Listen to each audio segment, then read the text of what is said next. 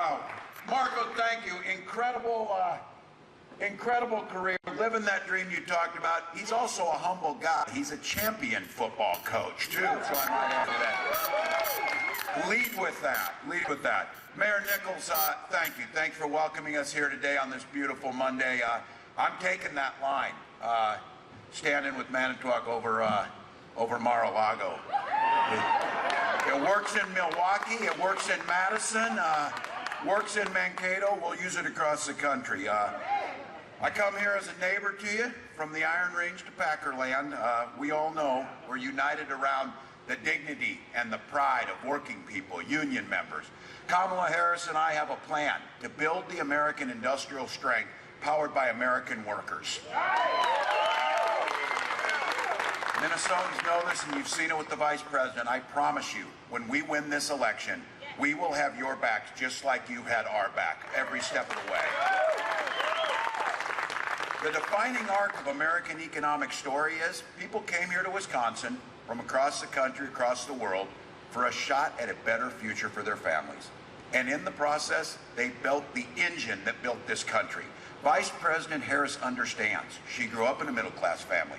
She understands that manufacturing jobs are the ticket to the middle class, a ticket that doesn't require you go into debt with a college degree. And under her leadership, we're winning the race to make sure the future is made in America.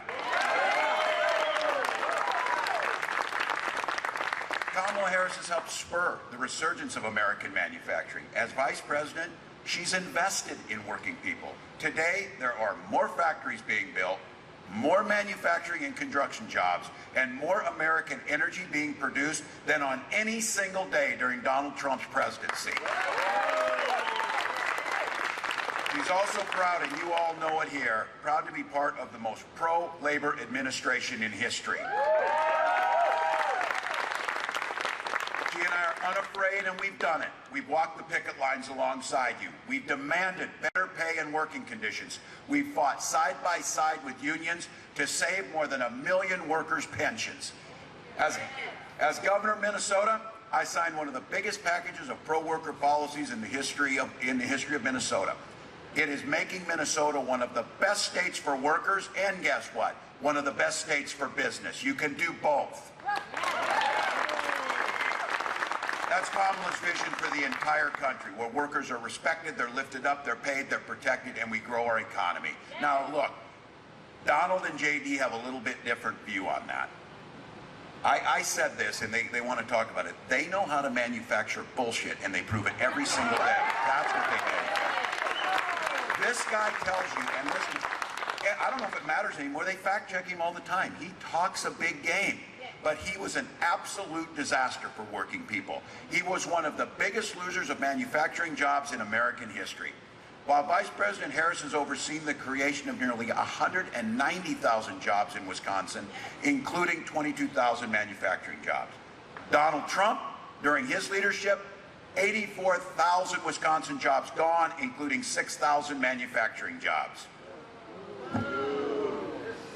It's who he is. Trump's presidency was an endless string of broken promises. He promised to fight for union workers, repeatedly turned his back on them, even encouraged companies to move to anti-union states so they could pay their workers less. There's a reason unions across this country has endorsed Kamala Harris.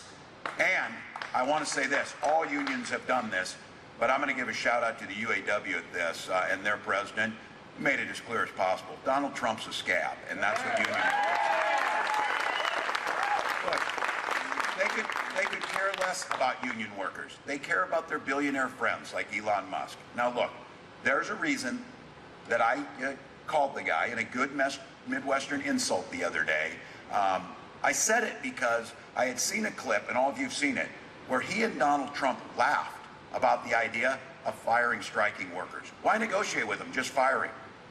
That's how he thinks about you. He thinks your jobs are a joke. That's why I called him a dipshit, and I stand by it. I stand by it. He wants to make this guy the economy czar, a guy who doesn't care about his workers, doesn't care about paying overtime, laughs about your jobs, and laughs about firing you when you go on strike. That's who these guys are. And while Trump promised he was going to stop the offshoring of jobs, here's what he did. He cut taxes for corporations during his presidency. Those very places he cut taxes for shipped 200,000 jobs overseas. He awarded $425 billion in federal contracts to companies that were offshoring. So think about what that just means. He took the tax dollars you paid to offshore your jobs to give a tax cut for those very companies that did it.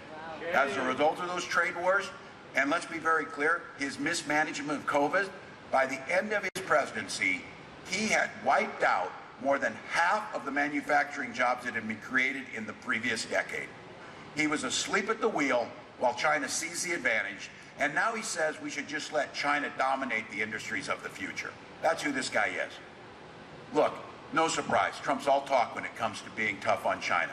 We found out that his Trump-branded Bibles were printed there. I said this, he outsourced God to the Chinese. And then my favorite was this, though, as I said, I was going to try and show him a little bit of grace.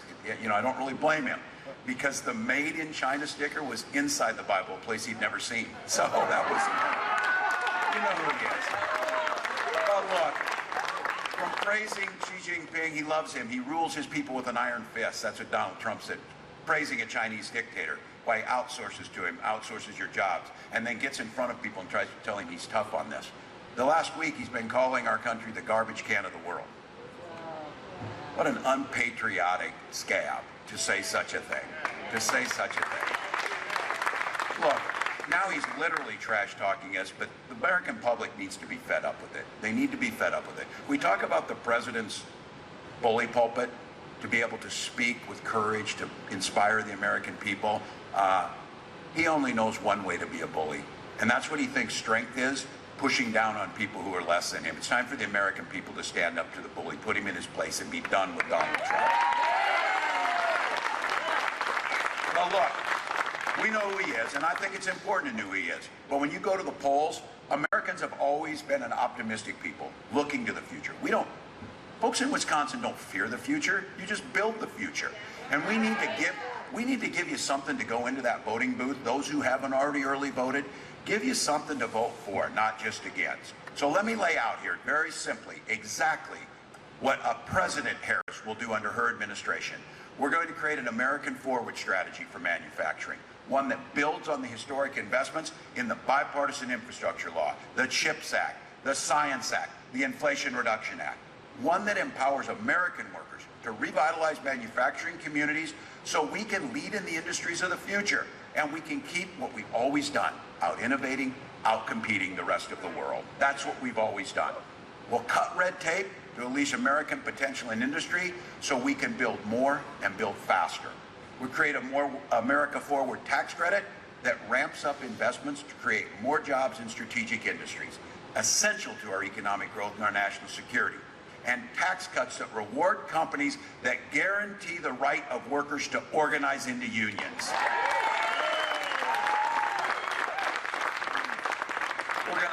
We're going to eliminate outdated and unnecessary degree requirements while increasing skill development for 500,000 federal jobs.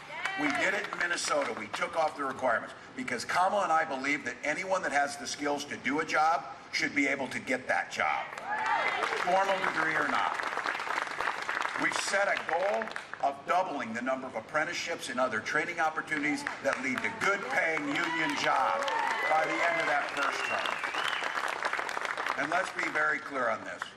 Kamala Harris has pledged, and she will sign the PRO Act, making it easier to unionize. Look, we need to reform our tax laws to make it easier for businesses to let workers share in their company's success. And we'll never let other countries like China undermine these investments with unfair trade practices across the globe. This includes supporting American-made products and steering federal contracts to firms that produce things here at home, just like the factory we're standing in. That's a plan, not a concept of a plan. And we're damn proud of it. And we're damn proud of it. Donald Trump, they have a plan. I want to be clear on this. I said they don't have a plan. They do have a plan. And they go even a little further than a concept of plan. It's 900 pages, and it's called Project 2025. I know you're hearing about it. Thank God. It's about time people started to be learning a little bit about this. I've said this, I know Marcos knows this, coach football long enough, you got a playbook, you open it up and use it. That's exactly what Project 2025 is. They're not waiting. They want this guy to win the election, they want him to get inaugurated, and then they want to start implementing it. And I'll tell you what that playbook is. It's a goddamn nightmare for American workers. It undermines our system, it undermines unions, it undermines the middle class. They'd repeal the bipartisan infrastructure law, and all those people across this, every mayor in this state, every mayor across this country, every county commissioner, every homeowner out there, that bipartisan infrastructure act was the best thing that we've done since the Eisenhower interstate system. Thousands of new jobs across the state of Wisconsin. He'd establish his Trump sales tax on everything from groceries to prescription drugs, costing middle-class families $4,000 a year. Don't take the bait and switch. Oh, I'm going to eliminate income tax. Oh, that sounds damn good. Well, then how are you going to pay for the cops? How are you going to pay for the Army? How are you going to pay for the roads? You know how they're going to do it? They're going to put taxes on the middle class for every damn thing you buy. Well, you got $400 million sitting down at Mar-a-Lago that your daddy give you. You don't care about those things. The rest of us care about it. So be very clear. The rich already have it. He takes them down to Mar-a-Lago, says, you're rich as hell and I'll give you a tax cut. This is another bait and switch. Don't buy it, because it's exactly what it is, a tax on the middle class on everything we buy. He would repeal the Affordable Care Act, and this was a good one because now all of a sudden, oh no, I love the Affordable Care Act. I love I only tried to get rid of it 60 times. You understand what that would mean. The Affordable Care Act, Obamacare, the big thing about that was it took the power out of insurance companies to discriminate against you because you had a pre-existing condition. Those of you who've been through this rigmarole where you need to be pre-approved or whatever, well, I don't know, my appendix broke. Perhaps I should be able to get in and get care for. I don't know. You have to call some insurance guy who tells you, well, we're not sure we want to pay that. The ACA made sure that pre-existing conditions were something that they couldn't discriminate on. And now they're talking about this week, Trump's plan bankrupting Social Security in the next 6 years. Social Security and Medicare are the best anti-poverty programs we've ever had. We negotiated with them, we pay into them. Just like our defined benefit pension plans, I'll be damned if they'll take those from us. We will strengthen them. So look, folks, we got a chance to turn a page here. Elect a new generation of leadership, not a nearly 80-year-old man screaming at clouds every day, but a new generation. Chart a new way forward. We got 8 days. We got 8 days to go on this. Race is going to be close. It is going to be close. 1 vote per precinct. Maybe here or there we pick up some folks. We get somebody to the polls. Each one of those will make a difference. So my ask of all of you today on a bright and sunny Monday morning where the Packers won and the Vikings lost, should be happy as hell. I'll take it. I earned that one. First and foremost, you need to vote. You need to vote. If you need to vote early in person at any location across these municipalities, bring your ID with you. You can register and vote at the same time during early voting. It's underway now on Election Day, November 5th. If you're feeling generous, go to KamalaHarris.com, give $1 or $2, because all this work, all these rallies, all these meetings, all those ads you're sick of, all of the door knocking, all of the phone banking, all of the things you're doing, really they translate into one thing. It needs to be that little sticker that says I voted on more people who believe in America, believe in the promise, are hopeful, joyful, and believe in the middle class. That's what it says. So look, we're leaving it all on the field.